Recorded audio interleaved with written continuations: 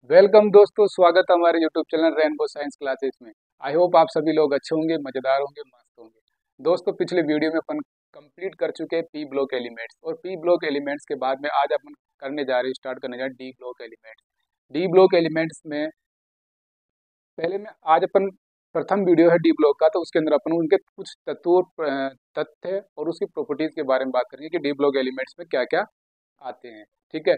और D block elements कहते हैं कि इसको डी ब्लॉक एलिमेंट जो संक्रमण धातुएं होती है। ठीक है। इनमें सभी प्रकार के जो भी एलिमेंट्स होते हैं क्या होते हैं, धातु होते हैं। एलिमेंट क्या होते हैं, धातु होते हैं, मेटल्स होते हैं।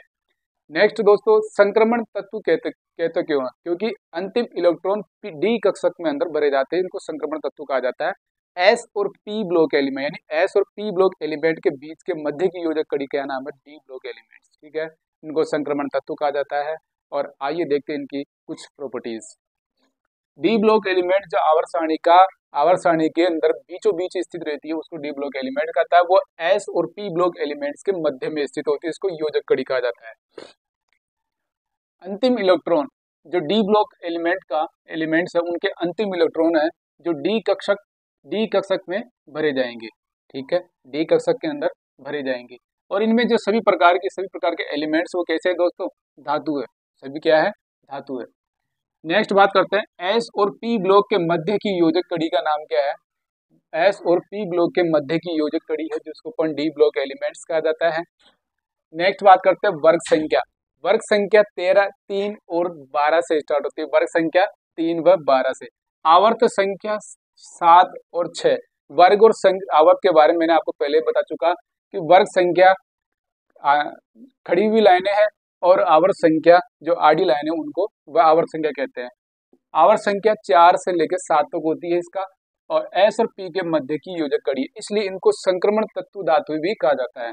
नेक्स्ट बात करते हैं क्यों कहा जाता है, क्योंकि इनका बाह्यतम कोष व उपांत्य कोष, बाह्यतम कोष जो लास्ट वाला बाहरी कक्षक है उसको बाह्यतम कोष, और जो उपांत्य कोष उस बाहरी कक्षक से पहले वाला कक्षक हो गया उपांत्य कोष। तो ये दोनों ही क्या होते हैं, अपूर्ण होते हैं। दोस्तों प्यारे बच्चों, दोनों ही क्या होते हैं, अपूर्ण होते हैं, इसलिए इनको संक्रमण तत्व कहा जाता है। नेक्स्ट बात करते हैं सामान्य इलेक्ट्रॉनिक विन्यास की। जो सामान्य इलेक्ट्रॉनिक विन्यास है NS2, एस के अंदर अधिकतम 2 इलेक्ट्रॉन आ सकते हैं, तो NS1 से 2। ठीक है। N-1 और डी के अंदर कितने जा सकते हैं, अधिकतम 10 इलेक्ट्रॉन, तो 1 से 10 इलेक्ट्रॉन जा सकते हैं। तो सामान्य इलेक्ट्रॉनिक विन्यास क्या हो गया, NS2 N-1 D1, 1 से लेके 10 तक। नेक्स्ट अपन बात करते हैं डी ब्लॉक एलिमेंट्स में 4 प्रकार की श्रेणियां होती है, और चारों श्रेणियां आपके सामने है। जो प्रथम श्रेणी है उसको अपन बोला जाता है 3D श्रेणी। ठीक है। जो 3D श्रेणी है, 4D श्रेणी है, 5D श्रेणी है, और लास्ट है 6D श्रेणी। 3D श्रेणी के बारे में बात करें तो अपन इसको प्रथम संक्रमण श्रेणी भी कहा जाता है। प्रथम संक्रमण श्रेणी किसको कहा जाता है, 3D श्रेणी को कहा जाता है। इसमें पाए जाने वाले जो एलिमेंट्स है स्कैंडियम से जिंक तक आता है, स्कैंडियम 21 और जेडन 30 यानी जिंक 30 तक। तो इसमें तत्वों की संख्या दोस्तों, जो कुल तत्व हो गए कितने, 10 तत्व। ठीक है। नेक्स्ट बात करते हैं 3D श्रेणी। 3D श्रेणी यट्रियम 39 से कैडमियम 48 तक पाया जाता है।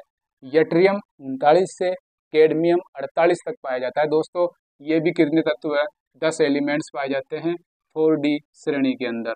ठीक है। उसको सेकंड संक्रमण श्रेणी भी कहा जाता है, क्योंकि अपन पढ़ के आ रहे संक्रमण श्रेणी, संक्रमण तत्व पढ़ रहे थे, इनको नाम क्या दिया गया, सेकंड संक्रमण श्रेणी किसको कहा जाता है, 4D श्रेणी को, यट्रियम 39 से कैडमियम 48 तक।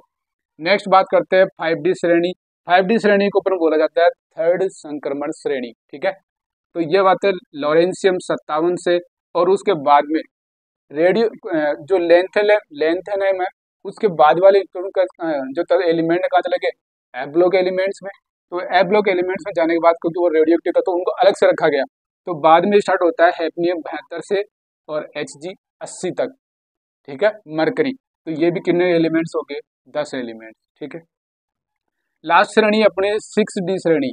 उस 6D श्रेणी में मात्र एक एलिमेंट्स पाया जाता है जो निवासी है यानी एक्टिनियम है। ठीक है, Ag।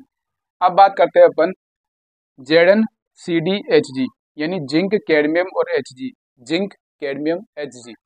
Zinc, cadmium, Hg। ये डी ब्लॉक तत्व के होते हुए भी डी ब्लॉक एलिमेंट्स में आते हैं, डी परिवार में आते हैं, लेकिन संक्रमण तत्व नहीं कहलाते। क्यों नहीं कहलाते?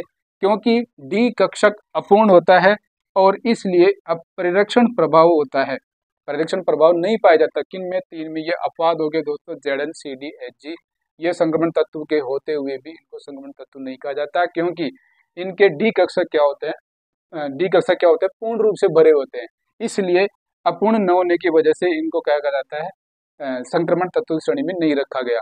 और ऑक्सीडेशन स्टेट की बात करें इन तत्वों की, तो +2 ऑक्सीडेशन स्टेट रहती है। नेक्स्ट बात करते हैं इनकी प्रॉपर्टीज की, जो इसमें क्या क्या गुण पाए जाते हैं।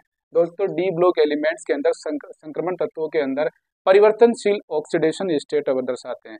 सारे जितने भी एलिमेंट्स है वो +2 से +7 तक ऑक्सीडेशन स्टेट को दर्शाते हैं। नेक्स्ट है उच्च क्वथनांक और गलनांक। इन संक्रमण तत्वों के जो क्वथनांक और गलनांक कैसे होंगे दोस्तों? उच्च होंगे। नेक्स्ट बात करते हैं विद्युत व ऊष्मा के कैसे सुचालक है, क्योंकि सारी क्या है? एलिमेंट्स के कैसे मेटल्स है, तो सारे मेटल्स होंगे तो क्या होंगे? सुचालक होंगे। नेक्स्ट मिश्र धातुएं बनाते हैं। जब धातु है तो धातु से मिलकर क्या बनाएंगे? मिश्र धातुएं। तो ये हो गए मिश्र धातुएं। नेक्स्ट बात करते हैं उपसहसंयोजक यौगिकों का निर्माण करते हैं। परीक्षा में पूछ लिया जाए कि उपसहसंयोजक यौगिकों का निर्माण कौन करता है? संक्रमण तत्व करते हैं। नेक्स्ट है चुंबकीय गुण को कौन प्रदर्शित करता है? D block elements. नेक्स्ट है संकुल यौगिक कौन बनाते हैं? D block elements. रंगीन गुणधर्म कौन दर्शाते हैं? डी ब्लॉक एलिमेंट्स या संक्रमण तत्व। नेक्स्ट है उत्प्रेरकीय गुण। उत्प्रेरकीय गुण कौन दर्शाते हैं? जो उत्प्रेरक का कार्य करते हैं। रिएक्शन को गतिशीलता बढ़ाने के लिए जो उत्प्रेरक काम में ले जाते हैं वो मेटल्स होते हैं, तो वो हो गया उत्प्रेरकीय गुण को दर्शाते हैं। नेक्स्ट अंतराकाशीय यौगिक बनाते हैं दोस्तों। अंतराकाशीय यौगिक उसको कहा जाता है जो तत्वों के बीच में कुछ अवकाश पाया जाता है, उसको अंतराकाशीय यौगिक पाया जाता है। यानी बड़े तत्वों के बीच में छोटे छोटे एलिमेंट्स आ जाते हैं, उनको अंतराकाशीय यौगिक कहा जाता है। तो ये अंतराकाशीय यौगिक कौन बनाते हैं दोस्तों? डी ब्लॉक एलिमेंट्स बनाते हैं। यह था दोस्तों डी ब्लॉक तत्व। आपका महत्वपूर्ण इनके तथ्य हो गए जो परीक्षा की दृष्टि से और एकेडमिक एजुकेशन क्लासेस में जरूरी है। तो अंतिम इलेक्ट्रॉन डी कक्षक भरा जाएगा सभी धातु प्रकार की होगी। वर्ग संख्या 3 से 12 तक होंगे। आवर्त संख्या कांच स्टार की 4 से 7 तक। इनको सामान्य इलेक्ट्रॉन विन्यास NS2 और N-1 D 1 से 10 तक। 4 श्रेणियां होती है, 3D श्रेणी, 4D श्रेणी, 5D श्रेणी और 6D श्रेणी। 3D श्रेणी में 10 एलिमेंट्स होंगे, जो स्कैंडियम Zn तक होगा। 4D श्रेणी में यट्रियम 39 से कैडमियम कितने होंगे? 48, 10 तत्व हो गए। और लेंथेनम 57 से, और जबकि लेंथेनम के बाद वाले जो तत्व एलिमेंट्स उनको रखा गया F ब्लॉक में, तो उनको रेडियोएक्टिव तत्व उनको इसमें संक्रमण तत्व में नहीं रखा गया। तो Hg 72 से HF 72 से यानी हैफनियम से Hg 80 तक रखा गया 10 एलिमेंट। और लास्ट 6D श्रेणी के अंदर एक ही तत्व आता है एक्टिनियम, जो होता है 89 पे।